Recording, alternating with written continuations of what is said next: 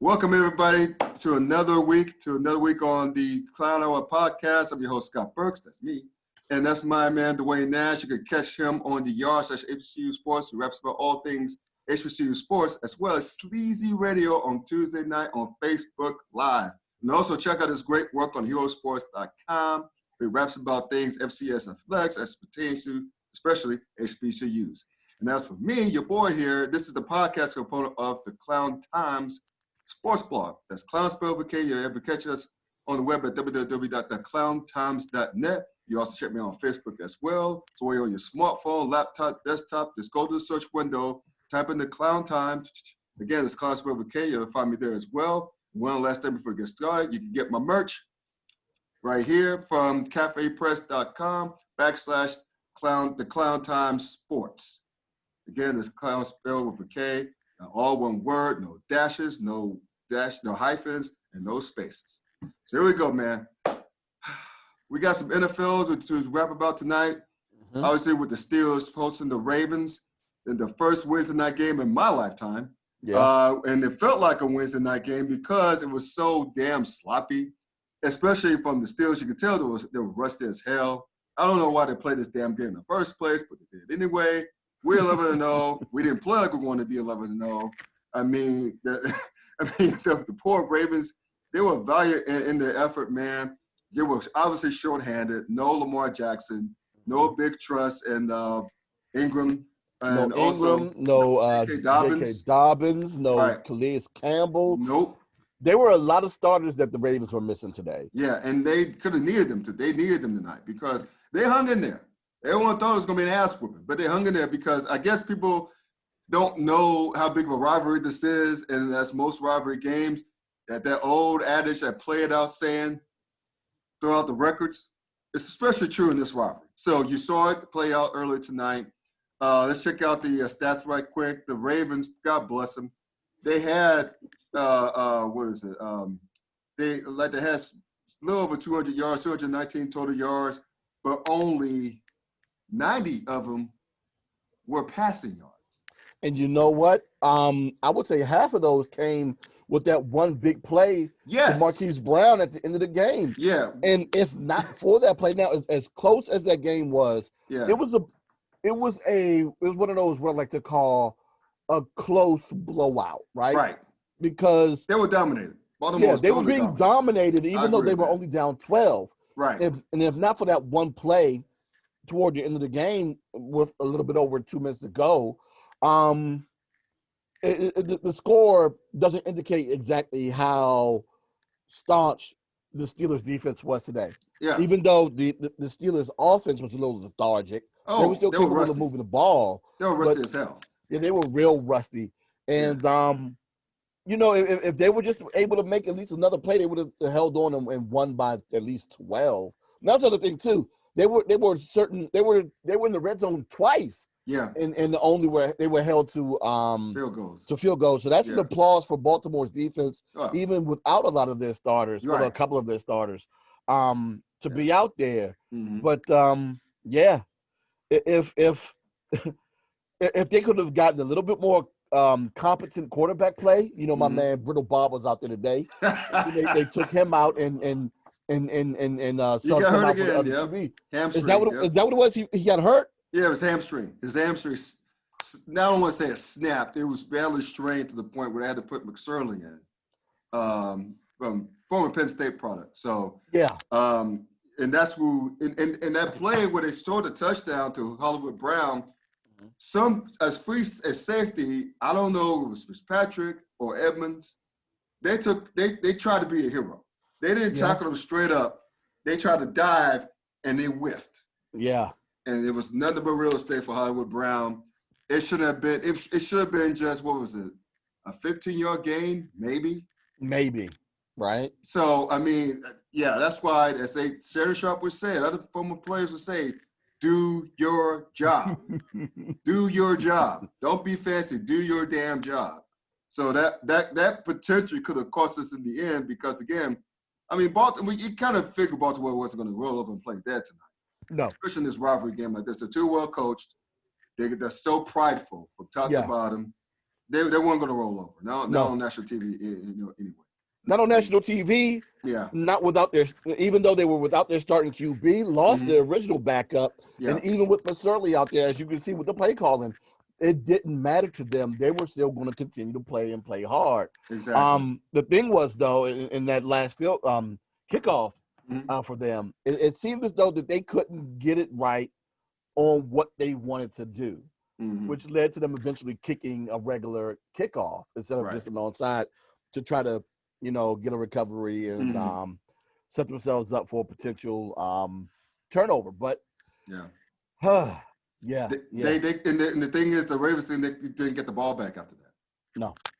Pittsburgh converted some third down, big third down conversion, and another one that allowed them to run out the clock, and that was game, set, match. Yeah, that's exactly what that was. You get to a situation where, unfortunately, they just couldn't.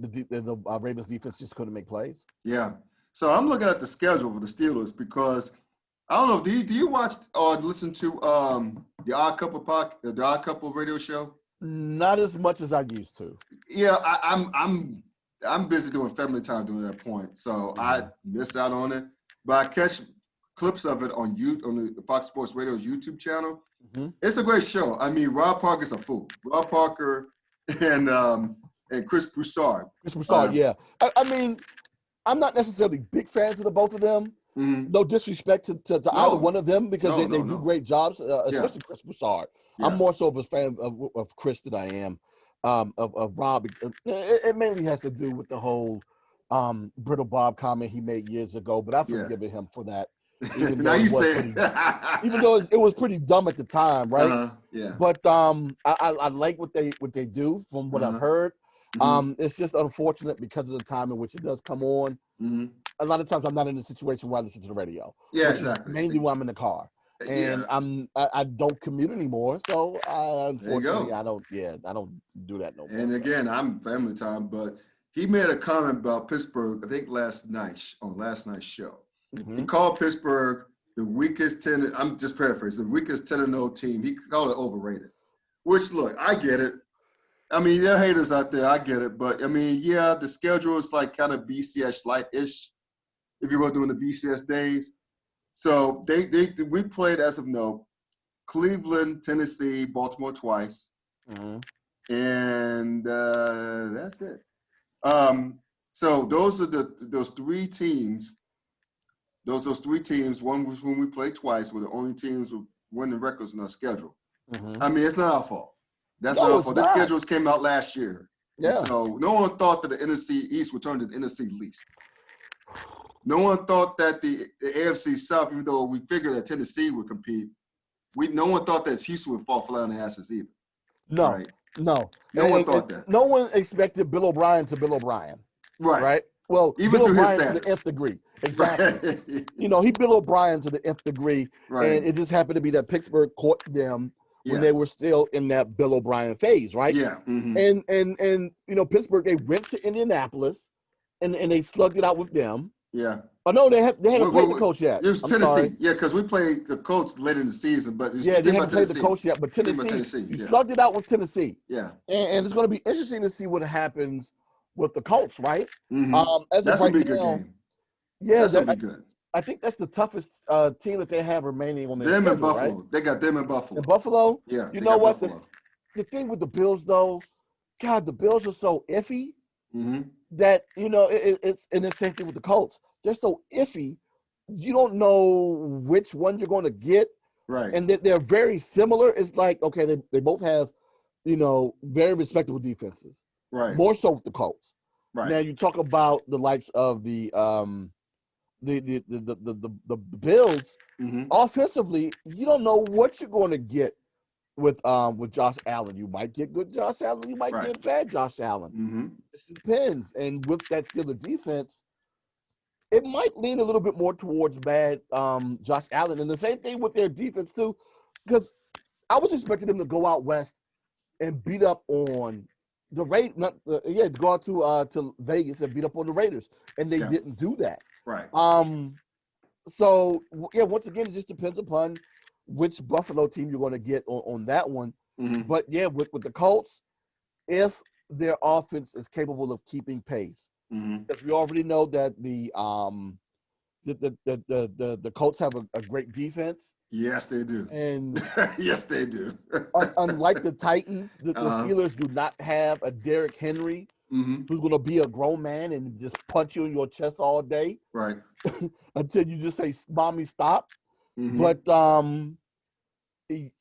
yeah, I think that the Colts should be able to slow down the Steelers' offense. Yeah. The thing is whether or not their offense can keep pace with a sluggish Steelers defense. And that's the thing. Steelers offense. Steelers offense. No, you're fine. That's the thing. I always thought that. I mean, Buffalo and Indianapolis notwithstanding, I thought that if a team were to take out the Steelers, give them the first L, it would be a divisional rival because they know them so well. I mean, they already dispatched Baltimore. That was tough.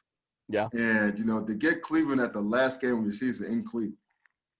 Cincinnati's playing their third quarterback, so I'm not counting it. But the point is that Cleveland may have a lot to play for in the last week of the season. And they could have missed the playoff chase. There's so many teams that are eligible, including Baltimore, that still are mathematically alive. And so even those damn Patriots are 5 or 6, they're still mathematically alive, right? So, I mean, so they may have a lot to play for, and plus it's a big old school rivalry as well. Yeah. But I think if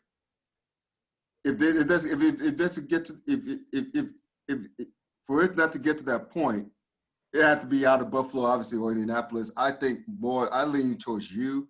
I think Indianapolis has a bigger chance because they got a nastier defense. Yeah. Buffalo's defense is a turnstile these days.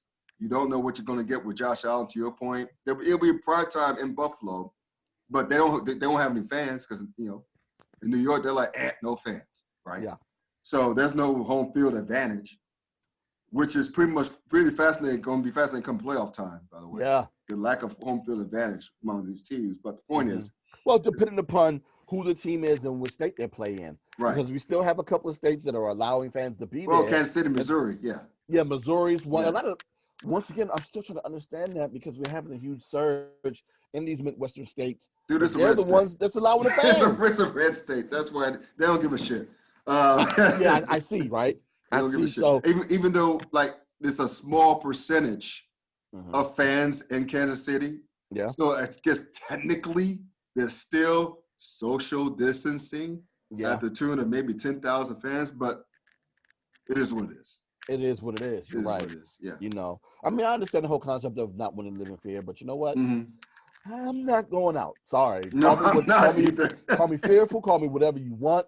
A lot of the sporting events that I was looking to go to in the next couple of months, I've already put on pause, and I'm questioning whether or not I'm going to do football season like I wanted to. And it's sad, but that's a whole other conversation. We're talking about the NFL. We're talking about the Steelers right now. We're talking about home field advantage. It's going to be very interesting to see what happens, especially which teams get in the playoffs. And as it looks like right now, the Steelers are going to have the first round bye. Right. Then, which is huge. Which is going to be super huge, right? Talking about it on the show last night with Lou and Coach. Lou considered to be a huge advantage. Right. Matter of fact, he ought to be considered to be an automatic win for that team that's going to have that first round bye. Sure. Now, depends upon what happens with that second round matchup and who's going to come to Pittsburgh to face them. But, that's time will tell. We have to wait and see what happens within the next 5 weeks. But as of right now, it's going to have to be a team, and then I've said this before, and I'll say it again, it's going to have to be a team that's going to be able to keep up with the Steelers offensively and withstand that defense. And it's not like the Steelers put up a lot of points, right? Right. If you can put up 24 points on the Steelers, you'll make it interesting. That's what happened with the Baltimore Ravens. Now, as much as Baltimore said in their first matchup that, Baltimore has been screaming about a lot of teams knowing what their offense is, right? My thing is be a man, play through it. But I don't play in the NFL, so it's a whole lot easier for me to say that, right? But, they played that game extremely tight, and it came down to that last possession for Baltimore, and unfortunately they weren't capable of scoring in that last drive, even though they were in the red zone. Right. The thing is, if you can play against a team that can score in that situation, it's going to make it that much more interesting, which is why I'm like, even though the Steelers are going to have the best record, and they're going to have Kansas City come out there, it's that smell. It's starting to smell like, what year was that? Matter of fact, it was starting to smell like 2016 all over again when the Kansas City Chiefs went out to Pittsburgh to face Pittsburgh in Pittsburgh during the playoffs. And we had that penalty against Kansas City called in that late drive, which held them or kept them from winning that game. So it looks like Kansas City might get an opportunity for redemption in the playoffs, just depending upon how everything else bounces out. But that's the way it looks as of right now. Yeah. And what's interesting is there's one more thing about this game tonight. I can't go without using Mike Tomlinson. He tells it like it is, bro. I know I said my piece about him in the past, about his playing down the competition, his questionable in-game decisions. But dude is the straightest shooter I've ever witnessed. This dude ripped his team tonight, his own team's performance offensively. Well, especially offensively, but as a whole, I mean, remember that blown, like, whiff tackle on that long touchdown by Baltimore? Yeah. He called the performance a, quote, JV performance, junior varsity performance. Only Mike Tomlin. Gotta love him. I mean, look at it. You know, you had that first drive. They got them deep into the red zone. They should have scored. But unfortunately, Big Ben threw the pick. Yeah, so if it wasn't for Riddle Bob throwing the pick six, then, you know, that situation could have been a whole lot worse than what it was. Right. So I agree with them. You know, they were capable of driving the ball, and they got, like I said before, they got to the red zone 2 other occasions and only came away with 6 points. But, you know, they could have played better. Right. And Mike probably was hoping that they would, and they didn't. Yeah. So, they can't continue, to have outputs like that. As a matter of fact, they can't have an output like that and expect to beat the Colts. Right. And I don't think they can have an output like that in Buffalo. No, they can't. To beat Buffalo. No, they can't. They have offensive firepower in Buffalo. They do, but it's as wishy-washy as Buffalo can be. When they're on, you can't play like that when they're on. Oh, hell no. But when they're off, then you can get by with that type of performance. Yeah. And we've seen it happen to Buffalo both ways. The thing is, we just haven't seen it happen to the Steelers just yet, which is why right now, you know, we can go ahead and question. It almost happened in Dallas. It almost happened in Dallas. That almost happens in Dallas. And God knows I would have been super sick because you talk about. I know too many damn Cowboy fans, and I'm still a fan at that. Oh, we all know too many Cowboy fans. Yeah. You know, if you would have asked me, but. You talk about 2 mouthy fan bases here in the D.C. area. It's the Cowboy fans and it's the Steeler fans. And when they get to go every 4 years, you know, all you hear is yip. And then, my God, if they would have beat them. But thank God that godliness came through. There you go. The football guys smiled upon us. And other Cowboy haters that day. So there you go. What was I going to say? Yeah, more NFL. Who the hell's going to win y'all's division? You know what? That's a fantastic question, right? Because the NFC least spot, that is. The NFC least, yes. You know, the memes just continue to keep flowing around, and it's very hilarious how one of my more favorite memes now is that everyone is playing on the backup quarterback. Okay, we get it. And especially it's more comical because the backup quarterback for Philly is Carson Wentz. Ha ha ha. Yes. Yeah. It depends upon what happened with the Giants. As much as I thought 2 weeks ago that it could be Dallas because of their win against the Minnesota Vikings, I really believe that they would be able to take care of the Washington football team in Dallas on Thanksgiving. Right? Yeah. But thank God that Rob Rivera has a positive record against that team, and he extends it to 3-1 against them, right?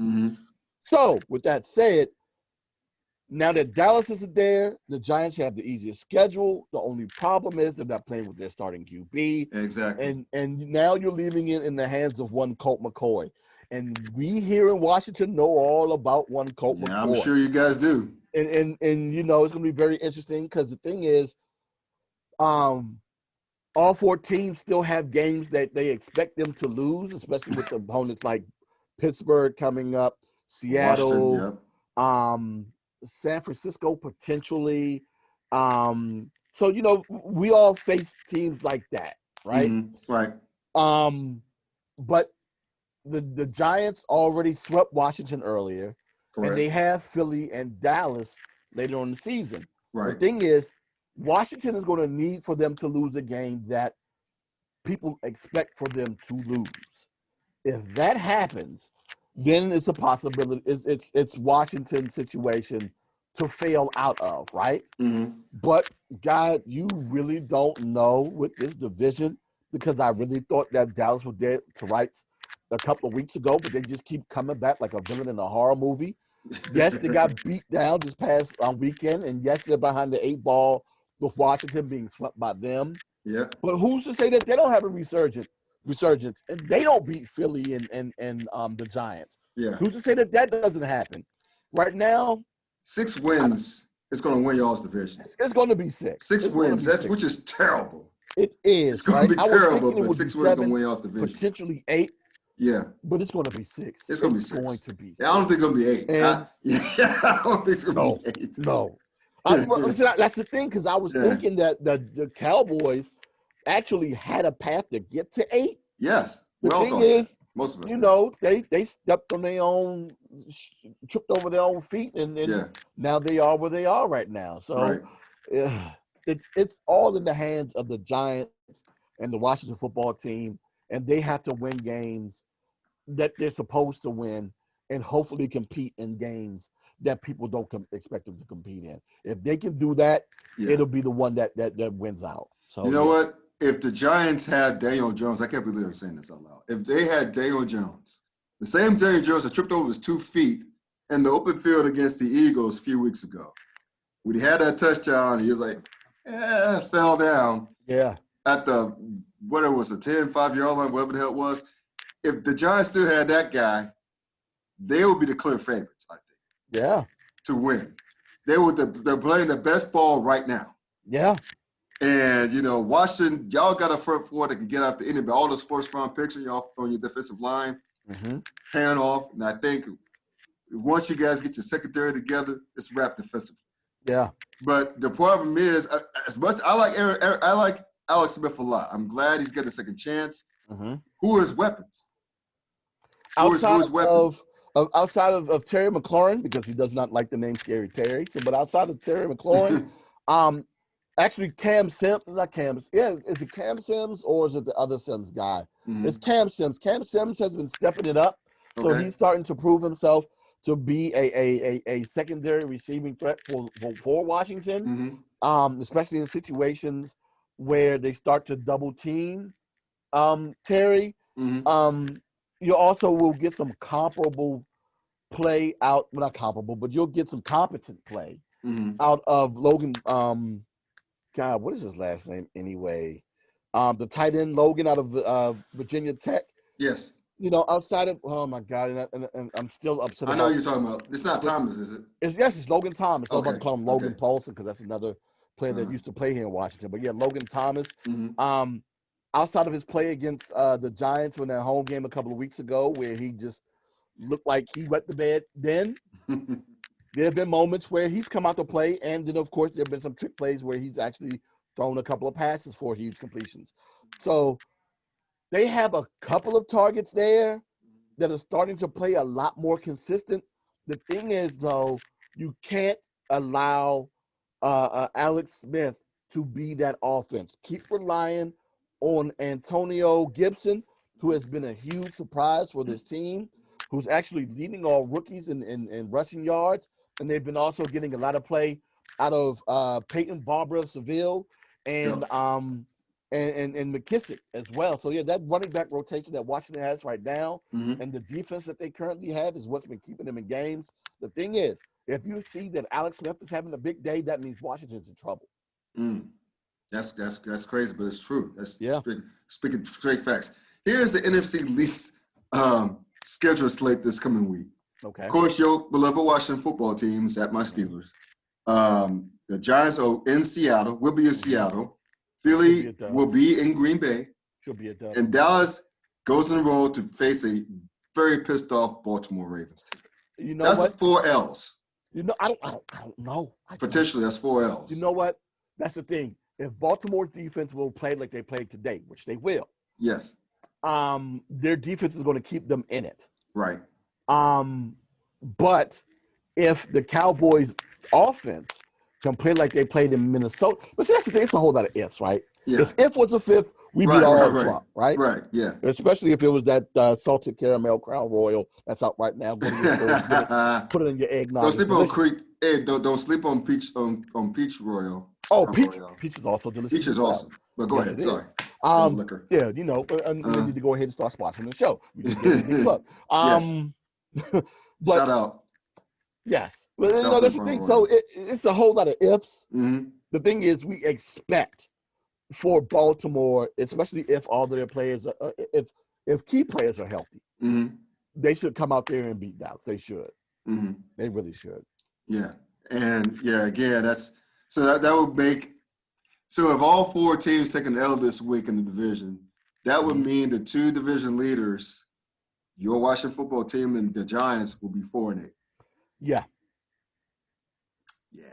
4-8. And then that will be definitely possibility of 6 to 7 wins with the division. That's just crazy. And that's the thing, is because, you know, like I said before, with Washington, after they play the Steelers, they still have to play against the Seahawks, and they still have Niners. And the Niners is an iffy game. So yeah, right. They're playing better. So yeah. Wow, it's going to be hilarious, to be sure. Yeah. I'll tell you one thing. I like the way the Titans bounced back to actually beat down the Colts. They returned the favor. Remember, the Colts went to their place 2 weeks ago, 2 weeks prior, I should say, and beat them down on national television. Yeah. Better way than the opponent coming back to your house, sitting on your couch, drinking your drinks, eating your food, and fucking your girl the same way you did them. They did them. That's crazy. So Tennessee's back in the driver's seat. Yeah. And now I think they play. I'm pulling up the schedule right now. I'm scrolling down. I think they play. I'm a week ahead. I think they play Cleveland. Yeah, they host Cleveland. They host Cleveland this week. Yes, they do. So that's going to be huge, not only because you got 2 8-3 teams, but they're in the thick of the AFC playoff race. Mm-hmm. And plus, Tennessee's trying to win their division. Cleveland's trying to stay in playoff contention. That's cool. That's the game of the week. It is. That's the game of the week, and I'm excited to see it. But give me your early thoughts on that game. I think Tennessee, man. I mean, Cleveland's playing a lot better, but damn it, they don't have Derrick Henry, and I don't think not many people have stopped them this year. Yeah. And I think Henry's on the roll. I think they'll eke this out at home, but I think it's gonna be a damn good game. I'm looking forward to it. Yeah, I also picked Tennessee to win this game. Cleveland does get back Myles Garrett. Mm-hmm. The question is how their offense is going to operate. Mm-hmm. They've been running the ball extremely well with Nick Chubster, word up, and also with see what you did there. God, what's your other boy's name that used to play in Kansas City? I see. Tyreek Hill. No, not Tyreek Hill. I know who you're talking about. Damn it. Kareem Rush. Yeah. Well, Kareem. Not Rush. He's a basketball player. God. His first name, I'll pull it up, but. And his last name begins with a W. But yeah, so with Kareem Hunt. Kareem Hunt. Yeah, Kareem Hunt. So with Kareem Hunt and Nick Chubb, see, I was so focused on the Chubb Rock thing. I blew you off, yeah. But yeah, with Kareem Hunt and Nick Chubb, they've been running the ball extremely well all season long. Mm-hmm. The question is, will they be able to get a little bit more balance from Baker Mayfield to keep the Tennessee Titans from focusing on that run game? Yeah. And then the thing is also, will the Browns defense be able to slow down Derrick Henry? We haven't seen it all season long. Right. Don't know if we'll see it this week. The question is, can they? And that's going to be the thing that they're going to need to stop it on for them to win. Exactly. So I like the matchup. Again, it's amazing that the fucking Browns are in this thing. And, I mean, kudos to them. Is it though? Because I said it on this show. They're talented as hell. They are. And I said – But the Cleveland Browns, they tend to fuck it up every year. And no matter how talented they are. I mean, everyone and their mama had them in the playoffs last year. Look what happened. Freddie Kitchens happened. bad decisions happen. So, yeah. But you know, a few weeks ago they were still looking good. They were 5-3, going to 6-3, and I said that they had a very favorable schedule, and they only had a couple of games on the schedule remaining that they will have to play tough against. And one of those games is here this Sunday, which is against the Tennessee Titans. Yeah. Now, even if they lose it, they still have a way to go the rest of the schedule with 10 wins. Correct. Which is insane. Correct. Correct. Especially it's insane because no one expected the Browns to do that. And I think they've already set a record because they haven't won 8 games in so many years already. That's just so crazy. Anything past that, it's gravy. You know, is gravy for them. But they're capable of making a trip to the playoffs. It's going to be very interesting because I haven't necessarily looked at the records for teams yet. I wonder if a 9-win team won't make the playoffs. I don't know if that's going to necessarily be the case though, but I want to see if that's going to be. It might be in the AFC because the AFC is so deep. Yeah, the AFC is so fucking deep. I mean, again, you got the Patriots are 5-6, but they're still mathematically in it. Yeah, that should tell you all you need to know right there. But they're still mathematically in for the division. Yeah, exactly. Right they're only like 3 games back, and you know. You never know, but I mean, it's crazy. But that's gonna be interesting. They don't have Tom Brady, and they got to show that quarterback with Cam Newton. Because my God, what is the last time Cam Newton actually passed for over 100 yards? He looked bad. He looked very bad in the win. Yeah, he did. He looked bad in the win. he was asking his coach for forgiveness. He's like, "I'm sorry." You can see it at the end of the game. He's like, "Dude, I'm sorry." Because he almost lost the game for them. Yeah. And that's not the first time this year. So he lost the game against Buffalo when he fumbled when they could have gone for a tying field goal, but they were a little aggressive trying to go for the touchdown for knockout blow. Yeah. Fumbled. And that's on him. He acknowledged it to his credit.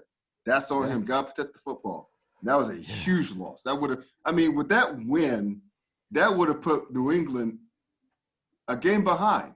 Yeah. Because I think Miami 7-4, Buffalo would have been 7-4. New England would have been 6-5. They still would have been in the driver's seat. Yeah. Because you got to understand the mental hold that the Patriots have had over Buffalo and Miami and the Jets for that matter. But the point is that it would have been their division. Still, just a game out with no Tom Brady, a Cam Newton that's not playing up to snuff, and the defense is not near as good as it was last year. No. Look at it like this. If somebody just kept walking into a room and punching you in your face for 20 years, eventually you start to flinch as soon as they walk through the door. Right. Because you know it's coming. The thing is, is whether or not you're going to stop it. Yeah. You're like, oh, come on, do not again, stop playing. Yeah. And even though they haven't shown that punch so far this year, you know, they show that they still have the capabilities of balling up their fists. The thing is whether or not they're going to punch these dudes in the face or not. Right. That Belichick defense is still there, even though the offense hasn't been playing. Even though last year the past couple of seasons offensively was a down year for the Patriots, this year's been worse, but they still have been in games, which, you know, it is what it is. It speaks volumes about the coaching staff and how he's capable of getting his players to play there in Foxborough. Yeah, that's amazing. That's why I said Coach Belichick. I call him Belichick, but he's the GOAT. He was the GOAT. If you're not cheating, if you're not cheating, you're not trying. He's only cheating when your ass gets caught. He got caught, but he's still the GOAT. Moving right along to college football. Yeah, you always seen the college football playoff rankings the other night. I got to do my rankings. But the point is that the top 4 hadn't changed. No. Alabama, Notre Dame, Clemson, and Ohio State. You see the highest ranking group of 5 team. They're undefeated, but they're still sitting at number 7. I think that's going to change because I like Texas A&M plays at Auburn. I think Auburn will get them, and I think eventually Florida is going to lose if they play in the SEC title game to get them to 2 losses. So as long as you see wins, they're going to keep coming up. But my big question is this, man. Notre Dame and Clemson. Yeah. I think Clemson, right, remember Notre Dame beat Clemson without Trevor Lawrence and without a lot of their big guns offensively and defensively. Well, defensively mostly. and it took them into overtime to do it. It took them double overtime to do it. Yeah. So that tells me that when Clemson face these guys again, they're going to win. Now, it's a matter of if it's going to be ass whooping or not. But here's a scenario I've heard, and it's starting to play out this way. If Notre Dame were to lose to Clemson in the rematch, providing Clemson doesn't throw up over themselves at Virginia Tech this weekend, if they lose to Clemson in the rematch, and if the game is close, would Notre Dame drop out of the top 4 if the game is close? If you're asking me, no. No, they don't. Because it's a healthy Clemson doing to Notre Dame what people expected them to do the first game if Trevor Lawrence would have played. Right. And if it's close, all you're doing is you have the number 4 team beating the number 2 team. We saw it. Matter of fact, didn't we see that happen before when number 4 closely beat the number 2 and they both stayed in? Kind of. It's like when Alabama, remember, like Georgia won the SEC title that year, but Alabama lost to Auburn in the Iron Bowl. Yeah, it was a close contest. It wasn't close. It wasn't a bad ass whooping, but if you talk to Bama fans, it was an ass whooping. They beat them by you know what? I remember that game. Points. Yeah, it was, and they were very physical with Alabama in the yes, they were. I do remember that game. Yeah, down in Auburn. Yeah, I remember that. We beat them by like 14 to 17 points. Yeah. But Ohio State. See, the thing, it was a perfect storm that year for 2 teams in the same conference because, Georgia beat Auburn again. That took Auburn out of the equation. Auburn had, I think, 2-3 losses at that point. And Georgia was still unbeaten. Okay. Oklahoma did their thing. If they lost once, it was early in the season, but they still looked good. They got in. They won their conference. And of course, Clemson won the ACC. But then the wild card came in, and it was the Big Ten. Ohio State that year, they won the Big Ten, but they got their asses beat twice in blowouts. Like when they got blown out by, and you can fact check on this, I know they got blown out by Iowa, an unranked Iowa team. It was just embarrassing. It was a bloodletting. Yeah. And so I remember seeing Urban Meyer campaign to get his team in, but it's not like losing 2 games during that year wasn't bad enough. It was the fact that they got their asses whooped in the last loss to Iowa.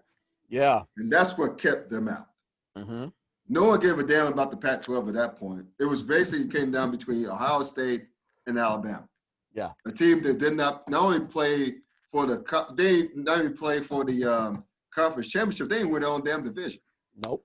But because Alabama, that was the only loss to Auburn that year, and the fact that they looked good most of the year until that point, they got the nod over Ohio State, which was a shock of the most, but I kind of saw it coming because, again, I don't think the committee felt consciously good enough, had a good conscience about allowing a 2-loss Ohio State team, whose one of those losses was a blowout against an unranked team. So it's a perfect storm happened for 2 teams from the same league. Now, say this, fast forward to this year with the ACC with this crazy-ass COVID year.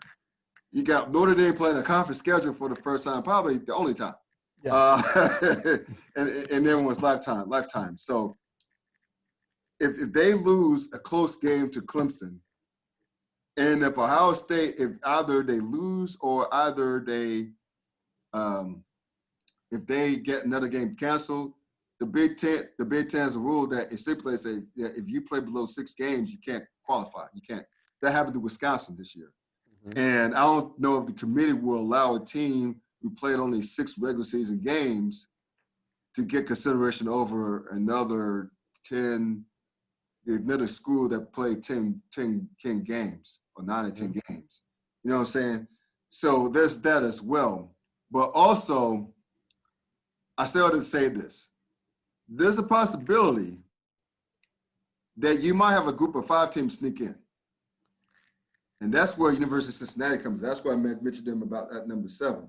I already said that Texas A&M, I think they're going to lose to Auburn on the road. That will give them 2 losses. Okay? I think they'll give them 2 losses.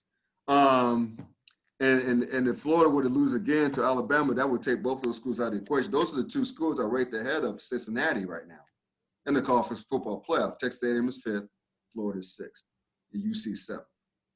So if UC keeps winning, and those two teams lose, that takes them out of the equation. That puts Cincinnati at number 5. Now again, if Ohio State experiences more challenges, scheduling challenges, that cause them to not be able to qualify to play for this conference championship, or the committee to say, I don't know, just 6 games, really? Mm-hmm. Then that will open the door for UC. Again, this is in the scenario where Notre Dame and Clemson play a close ACC championship game. I think it's going to be an ass whooping. So if it's an ass whooping, I think Notre Dame's done. Notre Dame just knocked out, yeah. I think they're totally done. Mm-hmm. So pretty much, I think the ACC championship game is going to be an elimination game. Mm-hmm. So that will really allow UC to sneak on in there again if they win out. And if Texas A&M and Florida both lose, Florida will probably definitely lose because they're not beating Alabama. So they're going to lose. They'll take them out. And if Texas A&M loses again, and I don't know if they play Alabama this year, and I got to check the schedule. But if they do, they're out. Mm-hmm. So that will open the door even more for UC to get in there. So we may see it this year. Again, as long as UC does not lose, as long as they don't trip over themselves, they're a damn good football team. The American Conference is a damn good football conference. I don't care what anyone says. Mm-hmm. But the committee – a whole lot better than the MAC. Yes. So the committee's not going to give them that much respect, which is unfortunate, but it is what it is. So as long as UC wins out, and I think it's up really well for them this year to be the first year for a non-Power 5 school to crash the party. And you know what? So this is where it gets even more interesting, because I knew that I saw this before the show started, mm-hmm. and I'm looking at Twitter right now. It's breaking news. This is actually as of yesterday. Okay. Michigan is on the verge of shutting down their season after a parent-led meeting earlier this week. Oh, wow.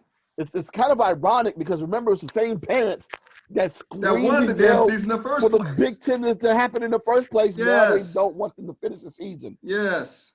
That's irony, and that kind of makes you roll your eyes. It does. It makes you want to roll your eyes. I mean, because that goes to show you that the commissioner, the brother man, by the way, had a right in the first place. Yeah. No Big Ten team is going to have more than 6 games played. I could tell you that right now. No Big Ten team is going to have more than 6 or 7 games played. Isn't Ohio State missing a game this week? Yes, I think they're supposed to play your Terps. They weren't. That's right. I did see that. So yeah. That game's canceled. They had a game canceled last week, and I was just thinking. Matter of fact, I said on this. I was saying this as a joke. Yeah. What if, even though it's a possibility that Harbaugh is on his way out of Michigan, out of Ann Arbor, right? Mm-hmm. But what if, as a joke, because there are a lot of conspiracy theorists out there that believe that certain teams in the SEC have been ducking Alabama, which I don't believe is true. Mm-hmm. One of them being LSU. But what if Jim Harbaugh said, you know what? I want to ruin Ohio State's year. Mm. And I'm going to go ahead and just say that my players still are dealing with COVID, and I'll keep them out of the big game at the end of the season. And Ohio State won't have enough games to qualify for either. Well, they won't have enough games to qualify for a title game, right? Which might keep them out of the playoffs. It will keep them out of the playoff. So what if, right? We can't beat them. Mm-hmm. So what if we do this and just sabotage them? We'll go ahead and sabotage. We'll throw a huge Wolverine wrench in this thing, right? Right. It looks like it's about to happen. Yeah. And if it does happen, oh my God, this is going to be insane. Yeah. Matter of fact, it's going to be interesting to see how the committee deals with this, because we know that's going to have to be the last bastion of hope on whether or not Ohio State gets in or they are held out. Right. Now, with only 4 or 5 wins, whatever their record's going to be at the end of the season, if it's under 6 and they don't play a title game, and the committee still votes them in, oh no. Yeah, that's because if the Big Ten doesn't deem them as being qualified to play for their own conference title, how the fuck can the committee say, oh, they're still one of the best teams? If that happens, everyone's going to, I don't want to say everyone, but a lot of people are going to say, fuck college football. If that happens, it's going to be chaos. This is the same committee that voted in an Ohio State team that wasn't even participating in their own conference title game, too. So that's correct. But this is a whole different situation because this team is only played 4 games. Yeah. But it's a perfect 4. So, God, this committee is going to have to be forced to make decisions. Yeah. And I have a I don't want to see it, but it's a huge possibility that this committee is going to be forced to make a decision that they don't like. Yeah. And I think too, if they do, just say if all this plays out, right? Yeah. And they've still put Ohio State in for whatever reason, I think that this is going to be the start of more Power 5 members, not just a group of 5, more Power 5 members saying, expand this shit now. Yeah. It has to. That's what's going to happen, because if you have the likes of people at Texas, USC, UCLA, Michigan, if they take a look at that and see Ohio State get the kitty to get in, and other teams across the country, they're not going to say, oh well, no.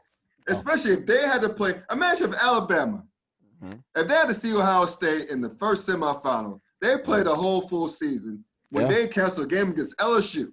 Which no one thought they would happen, right? And probably won't ever play LSU. They probably won't make up the game. So if they get in and they see these guys from Columbus who played 4 or 5 games, didn't play the rivalry game, didn't play the damn conference championship, are you kidding me? They're not going to stay quiet.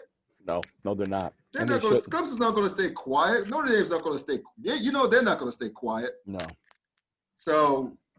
This, I think to your point, the committee, what you said, the committee may make a decision they don't like, which may lead to the playoff format changing or dissolving.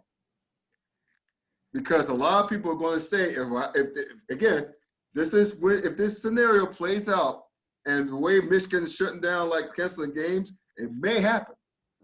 The Big Ten canceled a lot of games because they have no wiggle room, because they came through with every game having to be played or else, because they leave eating room for any buys. So it's either 8 games or bust. Yeah. If they can't get 8 games in, you still let their conference title, either they play for a conference title or not, get in with less than 8 wins, less than 8 games of the season. Especially if they don't play for the conference championship and you let them in because of the brand name. No, it's bad enough that UC would probably be pissed, but other schools from Power 5 would be pissed, just as pissed as them, because it's favoritism. So, this is going to be. I mean, 2020 is a fucked up year. We already know that. They threw monkey wrenches here and there, left and right, on all levels of sport, but in our society in general. But man, Scott, I would say as a whole in sports, sports have been left relatively clean. Like the NBA, once they went into the bubble, eventually, that was fine, right? Yeah. Major League Baseball, they dealt with what they dealt with, but they were capable of maneuvering through that, even though the Dodgers nutted on themselves at the end of the season by having your boy out there sick, and then he going to party with him with no mask on sick. Oh, man. Come on, bro. Yeah. Dude. But I mean, I get it. It's the end of the year. Why not, right? Party like a they don't give a fuck. They doesn't give a fuck, NBA got through it. Yeah. And Major League Baseball got through it. NFL's like, F it, we running through this. Right. We don't even They want to get paid. They want to get paid. They're like, yo, just they got contracts to fulfill. Yeah. Yeah, so they just running through this with their head down. They don't even care. Yeah. Hockey got through with their bubble fine. Yeah. So it seems like college football is going to be the one, but it was the easiest one. Yes. It was the easiest. They have multiple one buys. to get screwed up. They have multiple buys. They could have easily figured out ways around it. Oh no, I was saying this was the easiest one to mess up. Oh, to mess up. I'm sorry. The various, the multiple variables that you had involved in this, because you have kids. Number one, you got people that are under the age of 25. Correct.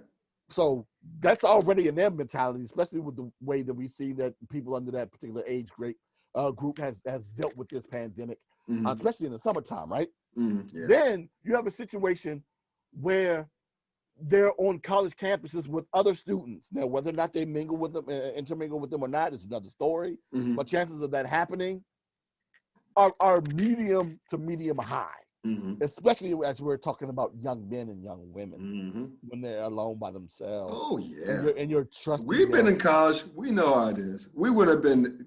You smiling? We haven't been. we haven't been. When were we able to follow the rules in college? We didn't even follow the rules when they had separate dorms, not co-ed dorms. We spent the night in some girls' room. I'm just saying, we didn't follow the rules then. They sure wouldn't follow the rules now. I'm gonna tell you like this real quick. I'm not gonna say no names because they are happily married. Happy for them. But the Seattle Seahawks situation when old boy snuck old girl into training camp. With the uniform on. That was my playbook back in the day. Yeah. And the fact that it worked for me was surprising because she was wearing high heels. But I digress. That's a story. School, I'm a schoolboy. I don't tell tales outside of school. Right. But the thing is, you have young kids. You have them intermingling with one another potentially. And then, of course, they have situations where potentially they may want to go home. They don't want to go home. And they don't have the financial backing like the NFL or the NBA to keep them enclosed on college campuses by themselves and isolated from everyone else and making sure there isn't any cross-contamination, if you will, to keep this from happening. So, yes, this was the easiest of situations for this to happen. Yet, parents were screaming in certain conferences, let our kids play. Yes. Let our kids play. No. Give us our free. Give us our free. They came straight off started this. Yeah. And this is what happens. You want to be free. Freedom comes with a price. You're right. Thank you. And now this is what's going on, and you got to deal with it. And now we're looking at an Ohio State team if they can't get right and get 6 games in that are leaning on getting into the playoffs. Because who are their 4 wins against? Right quick, Indiana, which they should have lost. They could have lost that game. They could have. Oh, God damn it. I'm going off the top of my head. I'm going to pull it up. But you can pull it up if you want. Yeah, because I'm trying to figure it out as well. Shit, God damn it. But yeah, so if you look at their schedule, I mean, they already have a top 25 win over Indiana, right? Correct. I'm just trying to remember who the rest of their wins are against. And if there's another top 25 win in there is a huge opportunity for the Buckeyes, to make it in. And people will look at it and be like, how in the world did this happen? Okay, Nebraska. They beat Nebraska. They beat them down. Yeah. They beat Nebraska. They won at then number 18 Penn State. We didn't know that Penn State was going to suck so bad. Yeah, we didn't know that Penn State was going to be trash, yeah. But Penn State, they beat Rutgers, and they beat IU last week. They're the only team that's worked for them that to beat. And 1, 2, 3, they're scheduled for 6 games. Yeah. They got a game at Michigan State this coming Saturday. Yeah. Which might not happen.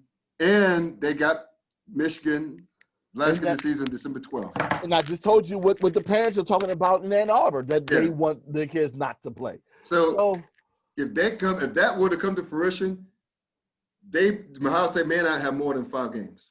Yeah. And that will disqualify them from playing for the conference championship. It will disqualify them on paper. Rules are made to be broken. Right. As much as I hate to see it, sometimes rules are made to be broken because remember, this is the Ohio State. Well, with that resume, though, I mean, again. I know, right? Yes, with that resume, even they ain't playing as one for damn. Except for Indiana. Exactly. Who would have thought we'd say Indiana football would be worth a damn on their schedule? That's how crazy this year is. That's exactly how crazy this year is. Is that the Penn State win is trash and the Indiana win is great. Something. Yeah, it was great. So anyway, but we'll see. I mean, it's too bad that your Maryland Terps didn't take on Ohio State. I really like y'all's coach, Michael Locksley. I really like him. I think he's a former Saban assistant. He is, Yeah. and he is a Brother-man, local too. guy. Yeah. And of course, the local kids are starting to at least consider him now because of that. Yeah. And so the thing is that they can go ahead and continue to build talent here. They at least have the ability to be a mid-level Big Ten team, and that's seen a lot based upon what this team was when they first came into the conference. Right. Because I don't see them bypassing Ohio State. I don't even though Michigan is having them a bad year this year, you know, they could potentially rebound. And then you still have Michigan State and then those other Midwestern schools that I don't necessarily see Maryland being better than. But if they can somehow get to that level, good for them. Right. Good for them. They can at least stay competitive. I'm pulling for this brother. I'm pulling for Loxley. I'm pulling for the brother. As am I. I think he'll do great things, but the ceiling, thankfully the ceiling is not but so high. You know what I'm saying? Yeah. So at least he has that going for him. But it's all about making competitive, and I think he can. I think he's going to be one of the few Saban assistants outside of Jimbo Fisher that actually will do something. Yeah. On his own. So we'll see about that. But I'm pulling for him. Even though it's still mad at y'all for leading the ACC, but I get it. Y'all had to get paid. You said you had to get paid. You didn't lie about it. I respect y'all for that. You didn't lie about it. You said, fuck it, we don't want to get paid. So I get it. So I'm not really mad at y'all anymore. But one last topic, man. We missed it early. We talked about this a little bit, but we saw it come across the ticker right before the podcast got started. The NBA blockbuster trade. The NBA is fantastic, isn't it? This NBA hot stove is fantastic. NBA, you know what? I love it. I love it. Even with its lack of big names involved this year, there has still been interesting things that have happened. You had a couple of trades. You had a couple of the big names, with the exception of Anthony Davis, who still hasn't been signed yet. Correct. They're all off the board. LeBron just got another extension. Yeah. So it's going to be very intriguing to see what happens. We were all waiting and anticipating that Anthony Davis to re-sign with the Lakers. It's just a matter of time. It's pretty academic. But man, this Russell Westbrook for John Wall trade that just went down. Yeah. Well, first of all, I would call it a straight up trade, but I think Washington's throwing in a first round pick. They are to go to Houston. So it's kind of one straight up ish. Yeah. In the sense that both these cats make the same salary, pretty much. But give me your thoughts, man. As a Washington D.C. native and fan of all Washington D.C. sports, well, except for the Nats, but yeah. Well, except for Nationals, but yeah, that's why you were bracing. But what's your initial thoughts on this big blockbuster trade that just went down and not a lot of people saw coming? You know what? In the beginning, when the rumors were starting to first float around the NBA or around the time of the draft, I was highly against it. I was wanting Wall to come back and, hopefully prove that he would be healthy and potentially lead this team alongside Bradley Beal. But as the weeks went on, things were said, things were anticipated to have been said. And then there were things that weren't said. The biggest thing to me was the things that weren't said. And there was actually something that happened this past Wednesday. Okay. Locals, actually it's past Tuesday, local sports reporter interviewed John Wall while he was doing his Nino Brown thing, every year here. In Ward 8, which is one of our, majority Black neighborhoods here in the district. He was passing out turkeys. Yeah. So during, the whole thing, he's actually asked them about what was going on, and he basically gave a couple of no comments. Now, John Wall isn't usually a no comment guy. There were a lot of people who gave excuses to that response because you got to remember, John Wall's mom just recently passed away. Correct. He just recently became a father for the first time. So he's dealing with all of those emotions, and then what's going on with work as well is weighing on him too. So it's a lot of stuff weighing on him, and he probably does not want to talk about it right now, especially with someone that some people believe he doesn't necessarily have a close relationship with, right? So with all of that said, I still found it very interesting, the fact that he hit him with the no comments. at least say something like, you know, I just want to be here. Give us something, dude. Right. Give us a no comment. Yeah.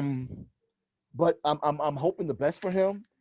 Sure. I would love to see him rebound because when he's great, it's great basketball to watch. Yes. The He's a thing damn is, good though, player. He's not a scrub. He's a damn good he's player. not. He is not. And in those years in which he should have been either an all-star or first teamer when he was here in Washington and wasn't, were highly disappointing to me. Yeah. The thing is, though, with this Achilles, will he get back to being 100%? No one really knows until the season finally starts and he gets going, right? But the thing is, based upon the history that we've seen, especially with the Achilles injury, right, and in the NBA, is one of the things that help you out if you have an Achilles, because you're going to lose your speed, you're going to lose your explosiveness, and you're going to lose some of your jumping, is that, hey, we sure hope you got a jumper. Yeah. And that was one thing that John Wall didn't consistently have. Right. So if that was going to have to be something that he was going to have to rely on, especially if he started to discover that he didn't have that explosiveness that he used to have, it was going to be a learning curve for him. And even though this team is young, I didn't want to be stuck with a learning curve. Right. Right. So you bring in Russell Westbrook, who is a walking triple-double. As much as I know that this dude isn't necessarily a big-time leader and he hasn't necessarily led teams to the promised land, he's going to have some tough hoeing to do when he gets here in D.C. No pun intended. The thing is, though, if he continues to be him at his best, which is a point guard that's capable of creating separation, driving to the hole, creating buckets for himself, and going to the free throw line was something that I thoroughly enjoy. And also having the ability to drive to the hole and kicking the ball out to shooters like Bradley Beal and Davis Bertans. Hey, I'm here for that. Yeah. If that happens, all right. But once again, at best, this team is probably a 5 seed at best. Yeah.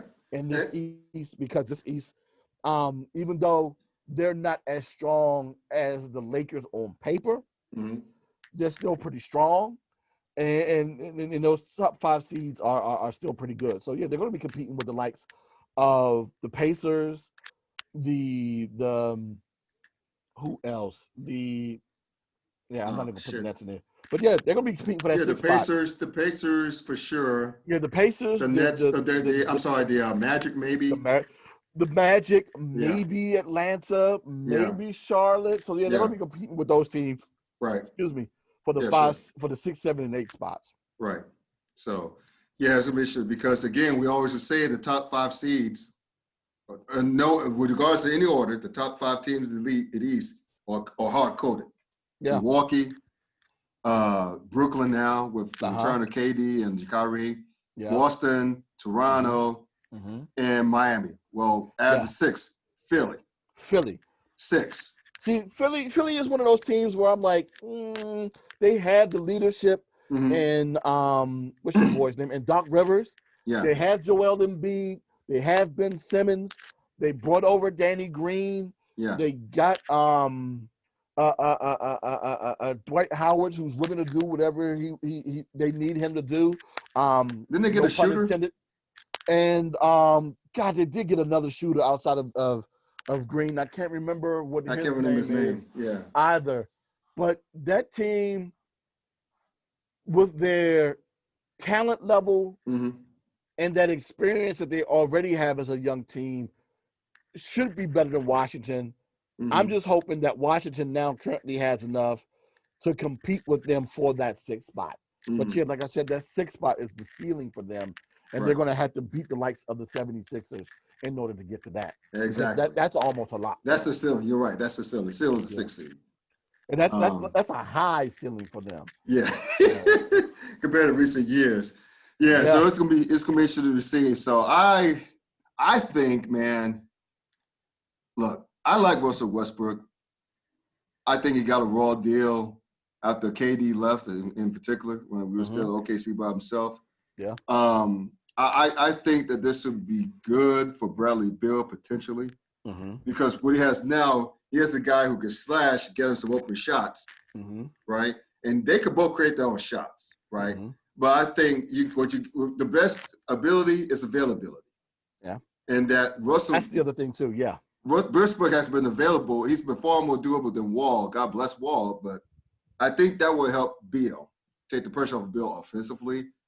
And plus, he'll still get some of those assists and some of those recipients of those assists that Westbrook likes to dish shots as he's missed a triple-double in recent years. So, again, I like Washington this year more with Westbrook and Beal. Mm-hmm. Now, as long as they don't mess around and trade away Beal, that's one thing. But I think they're going to probably hold on to Beal now and see how the season's going to go for them. As a matter of fact, I will tell you that they will stick around with Beal. The GM has already announced that they want Beal to be the centerpiece of this team. Okay. So, yeah, I doubt very seriously that they get rid of him now that they've already traded away John Wall. Mm-hmm. Now, the thing is, okay, so, yeah, because that was a shortened season. This is what I meant to do.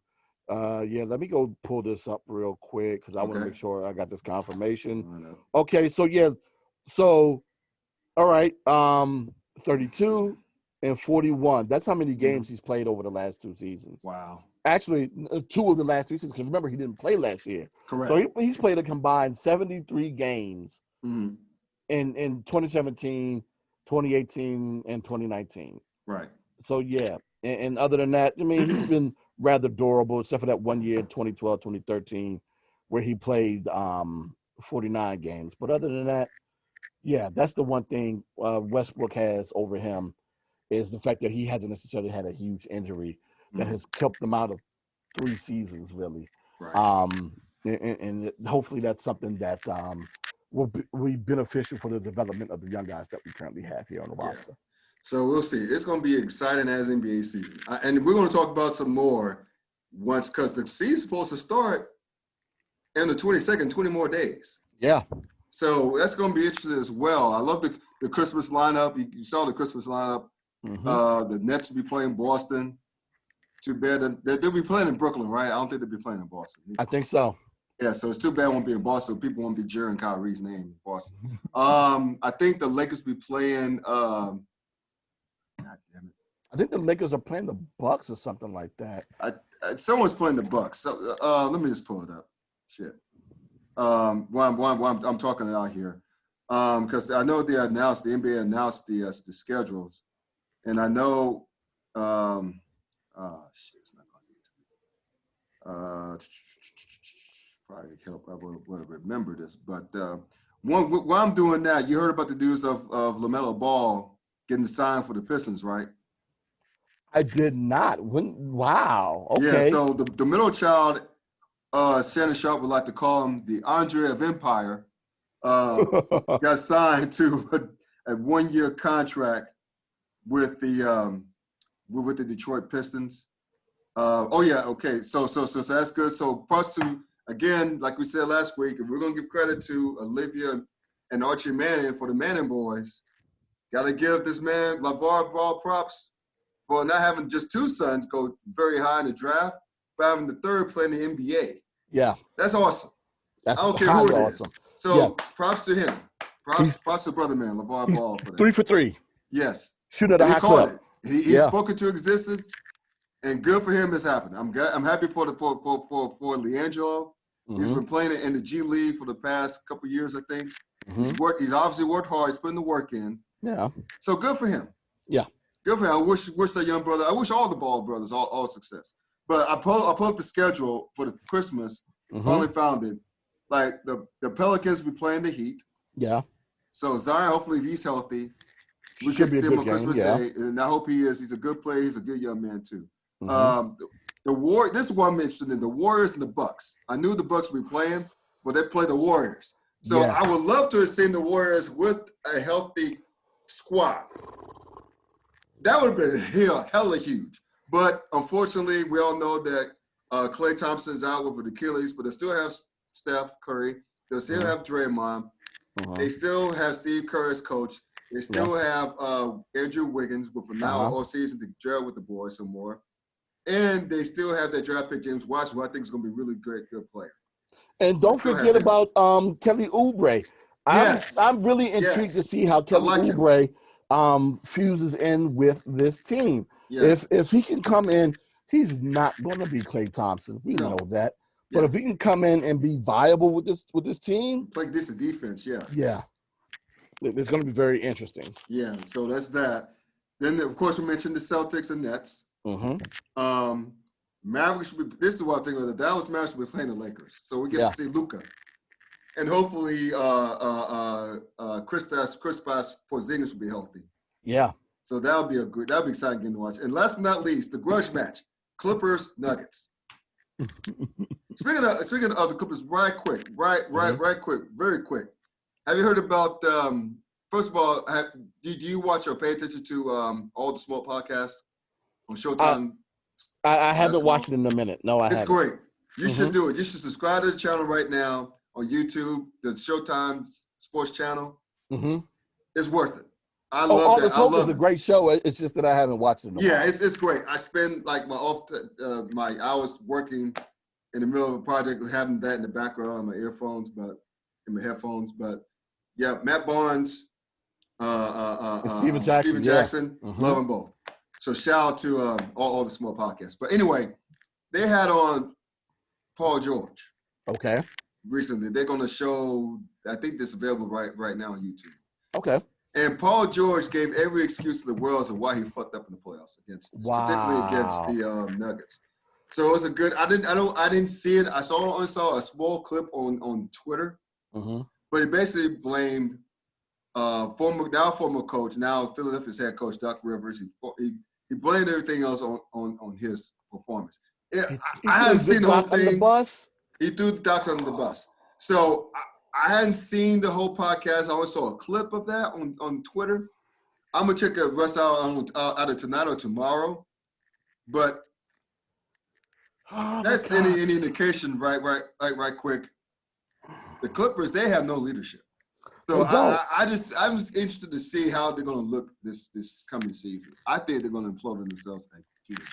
I am too. That's why when you said that, the grudge match, I was like, well, the same parties won't be there, but it'll be interesting to see what happens because the Clippers still should be a quality team. They should. On paper, they should be the second best team in the West. They should. Yeah. But my God, their heart is like that paper. Yeah. That their heart like that paper. Then when you're going ahead and blaming the guy that was no longer there as the reason why you didn't advance, dude, that's your fault. You're the one playing. He calls himself playoff P. That's what gets me. You're not playoff P, man. You're not. You can't call yourself playoff P. As Skip Bayless would call him, he's George Paul instead of Paul George. You know what I'm saying? I mean, he hasn't. It's crazy, but anyway, the point is that I'm looking forward to this Christmas matchups. I'm gonna take a look at all the small podcasts. Probably talk about more again next week. But after I fully digest it. But yeah, just let you know that's out there. But it should be a great NBA season. As far as college football goes, we're just recapping right quick. If the committee hooks up Ohio State, which I think they probably will, especially if they don't play if they don't get 6 games in. That may spell craziness, chaos for the playoff going forward. And, with the NFC East, who knows? Who knows? It's oddly enough that you brought those two together towards the end because I would like to go ahead and call both of these combined the extension level event. Because God knows whatever happens, it's going to be a huge mess. And once again, God, I hate the term God forbid because how dare I ask God to not do something? He's going to do his will regardless, right? If the NFC divisional winner is capable of winning a playoff game at 6-10, they'll get a home game. They're going to get a home game. They're already getting a home game. Yeah. But if they win a playoff game at 6-10, oh my God! Crazy. Can you imagine how insane that's going to be? Oh my God! But yeah, it's going to be Anyway, all right, man. So we're going to wrap this up. It's been cool, man. Fun as always. We're going to keep it going next week, brother. Before we go, I'm surprised that you didn't do this. Well, 2 things I'm going to run through real quick that you probably didn't know about, and 1 thing that I'm surprised you didn't bring up. Okay. Quick. 1, former A&T quarterback Lamar Renard, it was just announced today that he has been signed by the Denver Broncos to go out Oh, there and breaking be a part of news. that staff. Yes, so that's Okay. fantastic. It's been a very long time Mhm. that an HBCU quarterback has been playing in the NFL. Actually, that quarterback was Tavares Jackson, who we unfortunately lost last year. Right. So kudos to Lamar. Congratulations to him. He's Mhm. been a great dude. Got a chance to speak to his pops a couple of times. Fantastic dude, and I'm happy for him. Mhm. And also on the HBCU front, McCord Maker Yes. is out Yes, indefinitely from with Howard. a growing Yes. injury. Yes, with Yes. basketball. I'm sad about that. As am I, because I I'm was very hoping sad to get about an that. opportunity to watch him play live. I got a chance to watch a little bit of their game. Yeah. Last week.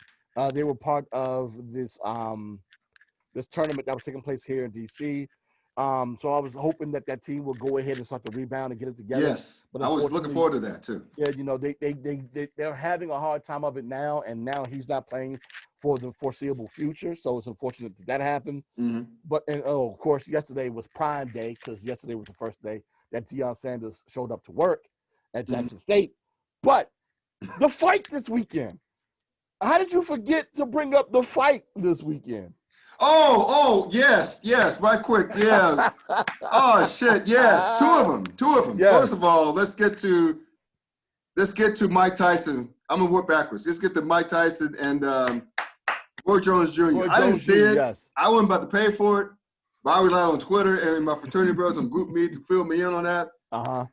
Look, Roy Jones Jr., you could tell he didn't want to be there. Yeah. You could tell he was out of shape. I mean, he's in his 50s. You can't really knock him for it. Yeah. But you could tell he's like, at the end of the fight, he's like, but Tyson, man, Tyson was he looked rejuvenated. If he wanted to, I know the rule, I don't know if it's a gentleman's agreement, but rules that it's an exhibition that he could go let any face shots. Ding, ding, ding. Yes. And that's the thing, because they actually announced that before the fight started. Yeah. And a lot of people weren't paying attention. Now, I know I was watching it in the Zoom group. I'm not going to say how we got access to the fight, but you don't have watching to. it in the Zoom I almost group, got access to it as well. But go ahead. A lot of us were talking while in between the fight and during the fight, unfortunately, because we missed a lot of Snoop Dogg's commentary, which I'll get back to. Oh yeah, yes, we got that. Yeah. But yeah, they basically said this was going to be like a heavy sparring session. And for anyone to come out and think that it was a winner was going to come out of that, really, dude? Yeah, that's why they said it was a draw. That's why it was it was said before. It was among the two guys knew it was going to be a draw. Yes, they knew it was going to be a draw. They just just put on the show. But Tyson looks good, man. He does look good, and that's the thing. He looks damn good. If you're watching the fight and you know how Mike Tyson fights. He rarely threw headshots at Roy. That's right. That should have been a sign. If he wasn't throwing any uppercuts at Roy, that should have been a sign that he wasn't looking to win that fight. Right. That should have been a sign. Yeah. But Roy was also out there throwing what Snoop Dogg called skippity paps. I thought that to be hilarious.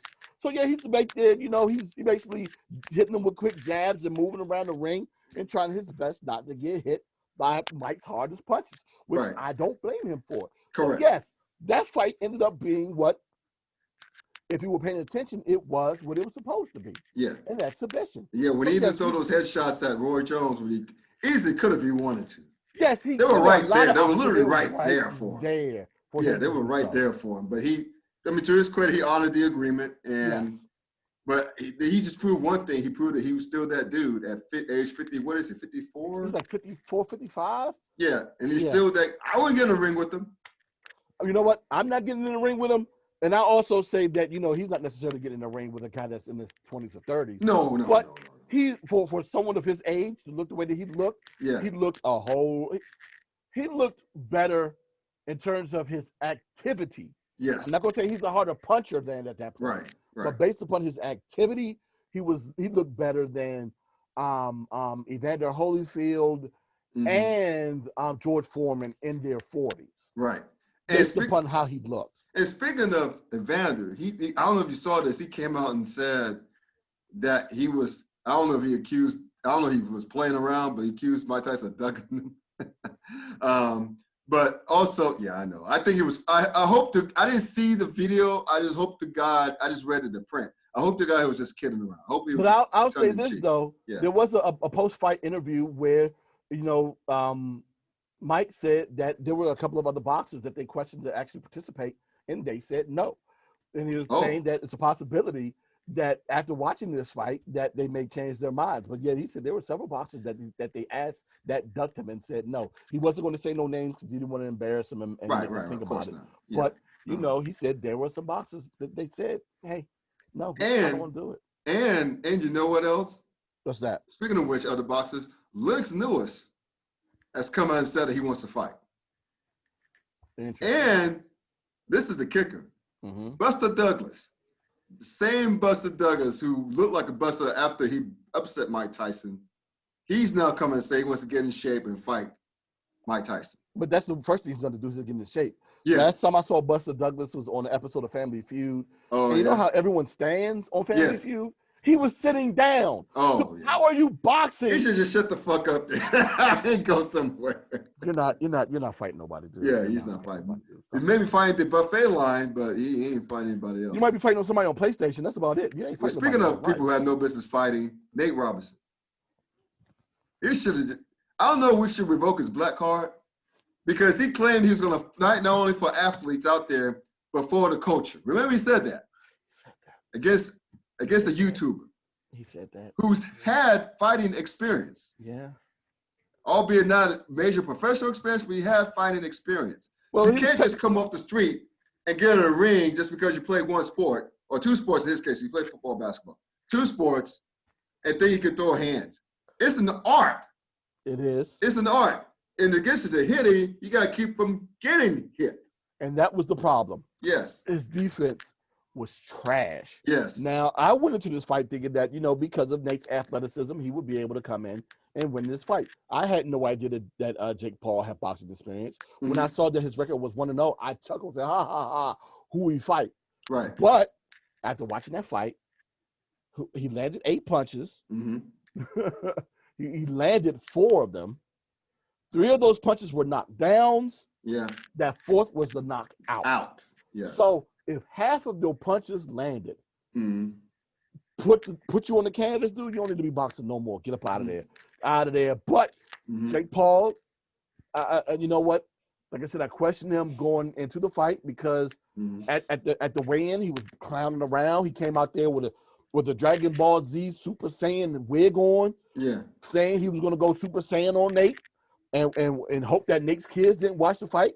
And now I'm with him. I hope they didn't because that's traumatic. Nate went night-night. Yeah. And that's problematic. But, I looked on social media and saw clips of Jake sparring. He's legit. He's legit against the sparring guys. Yeah. So if he continues to fight guys on that level, he's going to win. But this dude went out there and said he wanted to fight Conor McGregor. Now, McGregor, of course, we already know he's not necessarily a great boxer. But the thing is, it'll be interesting, in my opinion, to see if this actually happens. And Mike Tyson. I don't want to see it, though. But Mike Tyson says the same.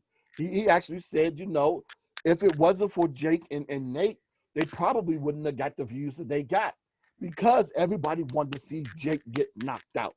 It's like, okay, I want to see Mike and Roy fight, but I want to see Jake get knocked out too because he's very mouthy. Right. And he came out there and he competed and won. So if it continues to be the case, and now with the attraction that fight has drawn, it might be a thing. It might be a thing. I suppose. I mean, I guess. I just don't want to see it. Now, Conor lasted 9 rounds against a real heavyweight, against a real champion. Right. But the thing is, it's going to be very interesting to see whether or not Conor can defend himself or fight in a situation against this dude. Yeah. Because I'm not going to say he's championship caliber in his weight class, but he's at least a legit boxer. I'll give him that. He's that. Yeah. And that's a huge surprise. But once again, Snoop Dogg, if anyone else is watching, any network is watching, Hire him today. Hire him to call games. My hire him. my favorite quote of Saturday night was, "Grandma, they out there fighting again." When he said that, I cried. Man, how about when he said that Tyson and Roy Jones Jr. remind him of two uncles out of family. Yeah, that was the quote after the uncle thing. Yeah. He said, "Grandma, they out there fighting again."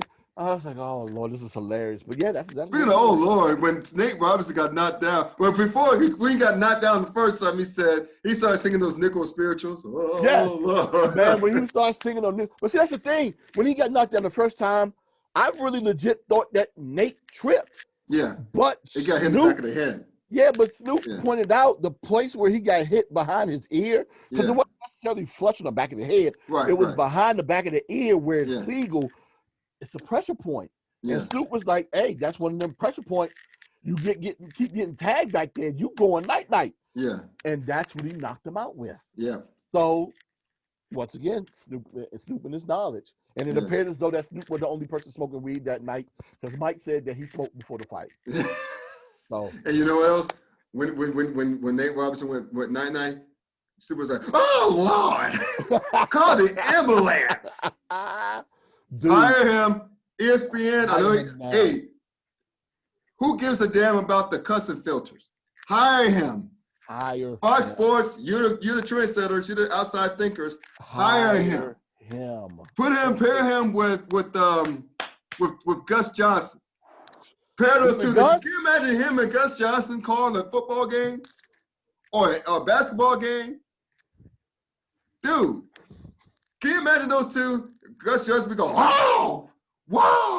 It will be the most organized hood game I've ever seen. I'll say this. I've seen some hood commentary at sporting events where I'm like, Lord, dude, get them off the mic.